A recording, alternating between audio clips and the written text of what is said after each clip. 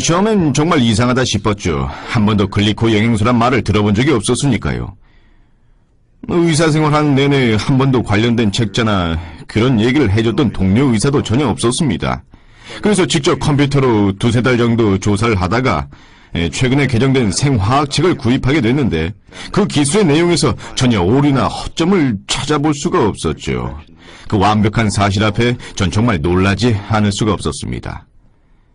그 순간부터 전 이 기술의 일부분이 되고 싶다는 생각이 들었죠.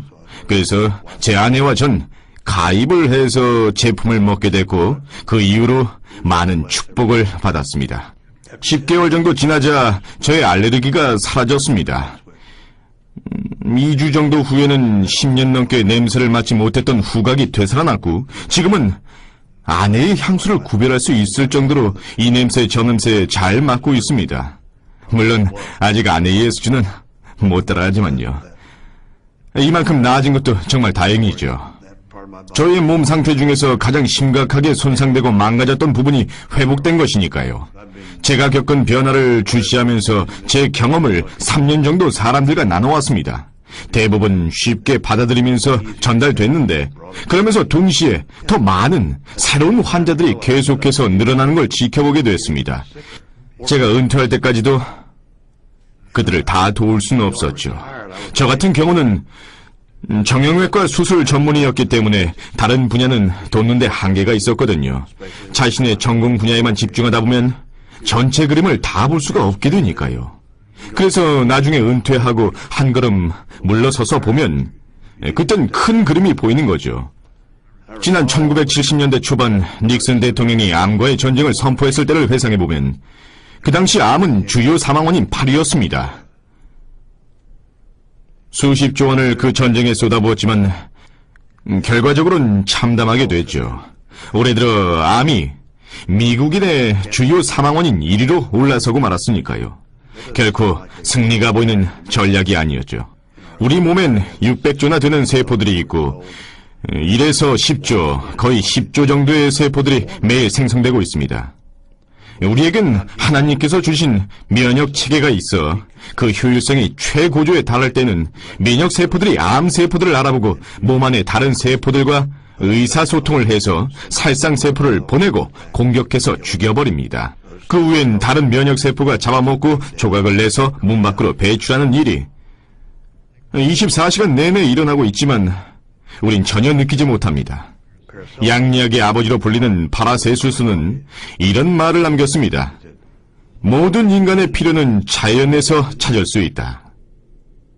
그것을 찾아내는 게 바로 과학이 할 일이다.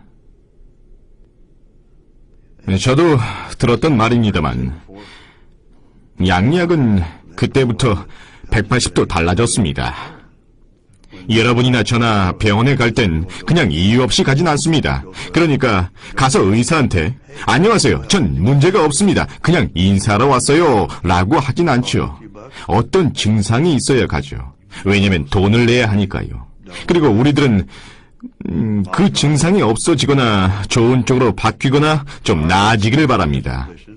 그래서 의사들은 교육받기를 그런 증상들을 가지고 서로 묶어서 한 가지 질병으로 이름을 만들어 놓습니다. 그리고 정해진 치료법을 따르죠. 그건 부작용이 있는 독성 물질을 기반으로 하는 것입니다. 우리가 자세히 보면 설명서에 써 있죠. LD50, LD100, 치사량 얼마. 하지만 우린 무시해버리죠. 무시해버린다기보다 그런 게 있긴 하지만 처방 용량이 부작용을 일으킬 정도는 아니라고 믿는 것입니다. 하지만 기술적인 정의에 의하면 모든 약에는 독이 있고 부작용이 있습니다. 이 약은 우리 몸의 체계를 억지로 억제시키거나 변화시켜서 기분을 억지로 낫게 하는데 유용하게 쓰이고 있는 것입니다. 우리가 만족하면 의사들도 만족을 해야 하죠. 그러면 우린 가지고 있는 증상이 완치 또는 회복된 것으로 간주합니다. 의사들은 진단이나 문제를 기반으로 한 정보를 환자에게 알려주는 훈련을 받습니다. 그러니까 의사들이 모르는 건 알려줄 수가 없죠. 때론 의사들이 모르기 때문에 환자에게 피해를 줄 수도 있습니다.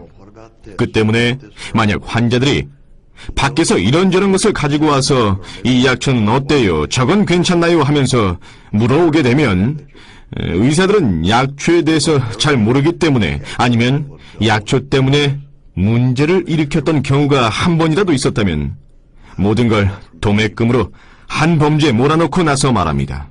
이런 건 먹지 마세요. 치료에 방해가 됩니다. 라고요. 저도 그런 경험이 있었고요. 유감이지만 다른 의사들도 그렇게들 합니다. 의사들은 자신이 모르는 것에 대해서 환자에게 먹으라고 얘기하는 경우가 거의 없습니다. 그건 무책임한 일이니까요. 우리가 할 일은 그들을 교육시켜야 합니다. 환자들이 말이죠. 예를 들어서 전 이걸 먹습니다. 이런 영양소를 먹고 있어요. 이건 식품이고 독이 없습니다. 부작용이 없고 치사량도 없습니다. 우리의 몸은 똑똑해서 필요한 것 이상을 전부 흡수하진 않습니다. 이 글리코 영양소는 특정 질병을 위한 것이 아니고 치료하는 게 아니라 단지 우리 세포에 잃어버렸던 것을 공급해주는 역할을 하는 것입니다.